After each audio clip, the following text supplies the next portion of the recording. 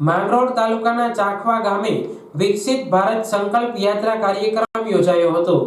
માંગરોળ તાલુકાના ચાખવા ગામે વિકસિત ભારત સંકલ્પ યાત્રાના રથનું આગમન થતા ભાવભર્યું સ્વાગત કરવામાં આવ્યું હતું, જેમાં ધારાસભ્ય દેવાભાઈ માલમ, જિલ્લા આરોગ્ય સમિતિ ચેરમેન સોમાજભાઈ વાસણ, કારોબારી સદસ્ય જિલ્લા બક્ષીપંચ મોરચા અધ્યક્ષ વાજાભાઈ, ગ્રામ પંચાયત સરપંચ, ઉપસરપંચ, પંચાયત સદસ્ય, પદાધિકારીઓ તેમજ અધિકારીઓ અને ગ્રામજનોની પ્રેરક ઉપસ્થિતિમાં લાભાર્થીઓને લાભ સહાય વિતરણ કરવામાં આવી હતી।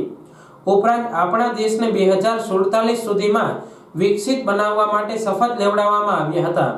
ઉપરાંત લાભાર્થીઓએ મેરી કહાની મેરી જુબાની થીમ હેઠળ પોતાને મળેલા યોજનાકીય લાભો વિશેના પ્રતિભાવો રજૂ કર્યા હતા। કાર્યક્રમ દરમિયાન ગ્રામજનોએ રથના માધ્યમથી પ્રધાનમંત્રી શ્રી નરેન્દ્રભાઈ મોદીનો વિડીયો સંદેશ નિહાળ્યો હતો।